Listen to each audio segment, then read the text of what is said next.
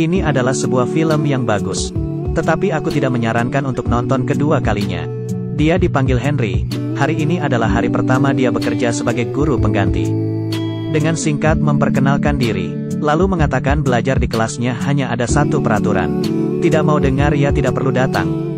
Diam kamu dasar banci. Tidak kamu yang tutup mulutmu. Nenek gendut. Henry mengatakan dia sudah boleh keluar. Lelaki itu pun berjalan keluar. Selanjutnya si hitam yang mulai mencari ribut. Dia mengambil tas Henry dan dengan kuat melemparkannya ke dinding. Dasar kamu jalan cepetan keluar dari sini. Henry tidak terkejut. Kamu tidak punya alasan untuk marah ke saya karena aku adalah tempat percobaan. Orang yang memberimu kesempatan. Sekarang aku mau kamu duduk. Lalu mencoba yang terbaik mengerjakan tugas. Saya juga akan memberimu selembar kertas. Bagaimana? Setelah kelas, gadis gendut bernama Meredith bertanya kenapa dia mengusir lelaki yang sebelumnya. Dan malah menahan lelaki hitam yang mulutnya sangat kotor itu. Henry berkata kalau di kelasnya tidak boleh ada orang yang menghina teman perempuan. Hal ini membuat Meredith merasa kebaikannya. Di lapangan sekolah, ada seorang guru yang mukanya sangat menyedihkan dan menarik-narik jaring. Seolah terjebak di sini, Meredith menggunakan kamera dan merekam hal ini. Di lensanya terlihat seperti orang yang pucat dan tidak berdaya. Meredith cukup berbakat di bidang fotografi dan menggambar. Tetapi ayahnya tidak mendukung hobinya. Tak hanya sering sinis, bahkan juga mengatakan bahwa lukisan tersebut terlalu gelap, pesimis dan bisa mempengaruhi suasana hati. Menghadapi ayahnya yang tidak mengerti, Meredith hanya bisa melampiaskannya ke makanan. Dan karena berat badan juga jadi selalu dihina dan ditertawakan oleh temannya. Kedatangan Henry seolah cahaya di dalam musim dingin. Bersinar di dalam kehidupannya yang suram. Henry memberi pertanyaan di kelasnya. Meredith mengangkat tangan dan menjawabnya. Di buku catatannya juga menggambar Henry yang sedang mengajar. Diam-diam memfoto Henry yang sedang dalam perjalanan. Selalu ada suasana sedih dan melankolis di matanya. Kelihatan dia hidupnya juga tidak bahagia. Hari ini Henry sedang memeriksa ujian. Meredith dengan pelan-pelan membuka pintu kelas. Memperlihatkan hasil karyanya. Gambarnya yaitu kelas yang kosong dan Henry tanpa muka. Henry pun mengetahui Meredith punya suatu masalah. Mengikuti arahannya, Meredith merasa akhirnya ada yang mengerti dirinya. Dia menyatakan perasaannya ke Henry, sambil menangis dan memeluknya. Henry menjauhkannya, tetapi nangisnya semakin keras. Di saat itu ada seorang guru perempuan yang membuka pintu kelas. Meredith pun berlari keluar. Henry ingin mengejar untuk menenangkannya. Tetapi guru perempuan itu mengatakan perlakuannya itu buruk. Hal ini membuat Henry tidak bisa berkata apa-apa. Aku bukan pria yang mesum. Kamu ternyata melihat aku seperti itu. Setelah beberapa hari, Henry di kelas mengumumkan hari itu adalah hari terakhirnya. Murid-muridnya pun menunjukkan keengganan. Lelaki hitam sebelumnya juga tidak menginginkannya pergi. Dan melihat Meredith menyiapkan meja dengan kue berbentuk senyum. Henry mendatanginya, dan menginginkan kue satu-satunya yang berwarna hitam dengan muka menangis. Meredith berkata itu disisakan untuk dirinya sendiri. Dia meminta maaf ke Meredith atas kejadian kemarin. Meredith memotongnya pembicaraannya dan langsung mengatakan selamat tinggal. Mulai memakan kue yang berbentuk wajah sedih itu. Saat langit sedikit gelap, dia pingsan dan jatuh ke tanah. Mulut dan hidungnya pun mulai mengeluarkan darah. Henry langsung berlari menolongnya, menekan bagian jantungnya dan memberikan nafas buatan. Sudah berusaha sekuat mungkin, tetapi Meredith pun tetap meninggal. Ini adalah tanggung jawab kami. Membimbing generasi muda dan mencegah mereka sukses.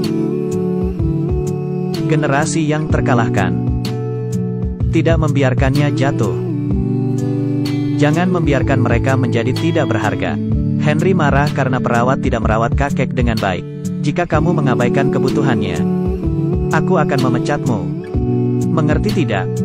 Mengerti. Depresi yang menumpuk di hati sepertinya terlepaskan. Tetapi kemudian dia merasakan rasa bersalah yang dalam dan air mengalir penuh di wajahnya. Perempuan di sebelah menginginkan biaya pelayanan ke seorang lelaki. Lelaki itu tetap tidak mau membayar bahkan menamparkan muka perempuan itu. Perempuan itu juga tidak punya cara lain lagi. Memutarbalikkan kepala dan melihat Henry turun dari bus. Dan terus berusaha untuk menarik perhatian Henry. Dengan agresif mengatakan ingin membantunya relaks. Henry menolaknya dan berputar meninggalkannya. Keesokan malam, perjalanan pulang, Henry bertemu lagi dengan perempuan itu. Perempuan itu mengatakan bahwa dia lapar. Henry berpikir sejenak lalu mengatakan kalau di rumahnya ada makanan. Dan membawa perempuan itu ke rumah, dan menyuruhnya mencuci tangan dulu. Lalu membawa roti dan jus. Luangkan waktu sebentar, Paman. Harganya $100. Santai. Dia hanya ingin membantu perempuan itu mengobati lukanya. Sepertinya karena dipukul saat dia bekerja. Henry membantunya dengan hal yang mudah. Membiarkan perempuan itu tidur di kasur, dan dia di lantai. Keesokan paginya melihat perempuan itu tidur dengan nyenyak. Dia segan untuk membangunkannya, lalu pergi dengan diam-diam. Setelah pulang kerja, ternyata perempuan itu membawa seorang pria pulang. Mereka pun langsung bangun. Dia sudah tidak tahan lagi langsung mengusirnya. Mengambil tisu dan mengelap mulut perempuan itu, dan mengganti spray kasur. Melihat perempuan bejat di depannya, dia hanya bisa menggelengkan kepala. Perempuan itu pun berlutut. Aku tidak akan melakukannya lagi. Aku janji. Kamu tidak perlu berjanji kepadaku. Kamu mau melakukan apa, kamu pergi lakukan. Tetapi jangan di sini. Kamu mengerti?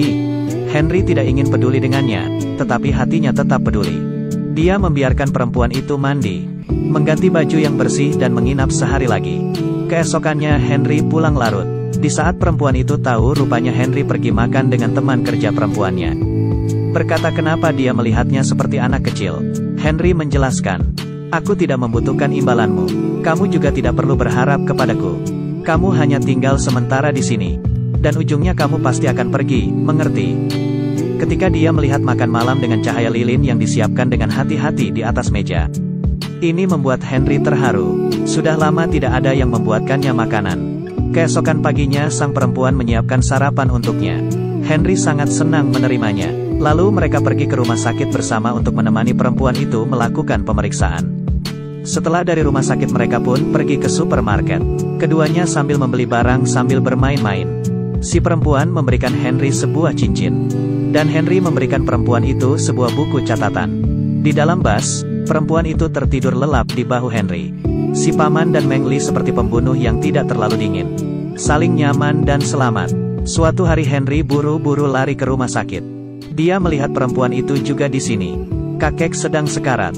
Mulutnya tidak berhenti untuk meminta mama Henry untuk memaafkannya. Henry meniru cara bicara mamanya untuk menenangkan kakeknya yang sekarat. Wanita di sebelahnya pun menangis. Wanita itu bertanya ke Henry bagaimana mamanya meninggal. Henry berkata dia tidak ada bayangan tentang ayahnya. Dari kecil hidup selalu bertiga dengan mama dan kakeknya. Setiap malam sebelum tidur, mamanya selalu mengunci pintu Henry dengan baik. Hingga suatu hari, mamanya memakan obat tidur dalam jumlah yang banyak. Lalu tertidur di lantai dan tidak pernah bangun lagi. Selanjutnya kesadaran kakeknya juga sudah mulai tidak normal. Tetapi dia di saat itu juga tidak begitu mengerti. Saat sudah besar, Henry baru mengerti masalah mama dan kakeknya. Mamanya menggunakan cara yang berbeda untuk melindunginya. Meski kakeknya yang membesarkannya, tetapi dia tahu kalau dia sendiri adalah produk yang rusak, tidak berhak untuk di dunia ini. Jadi dia ada di suatu saat bisa mengerti perasaan wanita. Dan di suatu saat juga bisa menjauhinya. Kakek meninggal, Henry tetap ingin wanita itu pergi. Dia takut akan terjalin hubungan yang lebih dalam lagi dengan wanita itu. Orang panti asuhan datang, dan wanita itu memohon ke Henry. Tidak mau, dengarkan. Kamu adalah salah satunya keluargaku, ku mohon. Jangan usir aku. Kamu memang sudah seharusnya pergi, maaf. Tidak, jangan seperti ini. Perempuan itu tetap dibawa pergi secara paksa. Henry yang melihat sepatu perempuan itu sangat sedih. Mimpi buruk masih belum berakhir. Si gadis gendut, Meredith di saat ini bunuh diri. Meredith tidak mudah bertemu dengan orang yang bisa mengertinya. Henry menolaknya bahkan bersiap untuk meninggalkan sekolah. Muka Henry kusam dan dipenuhi air mata. Dia berkata ke guru perempuan, kamu bisa melihatku, tapi yang kamu lihat adalah cangkang. Tiba-tiba dia sepertinya memahami sesuatu. Karena diri sendiri sering memberikan kehangatan ke wanita. Seharusnya tidak melepaskannya, dia datang lagi ke panti asuhan. Perempuan yang melihatnya pun berlinang air mata. Dia pun tersenyum, wanita itu langsung berlari ke arah Henry. Cahaya matahari yang terbenam menerpa badannya. Keduanya berpelukan erat. Setelah Henry mengerti hidupnya sendiri, selalu teringat ingin menyerah, memutuskan hubungan dengan orang di sekitarnya. Tetapi itu tidak mungkin, karena bila diri sendiri menyerah, tetap tidak bisa melepas dari kehangatan yang tersisa di dunia. Dan rasa cinta, benci dan sedih itu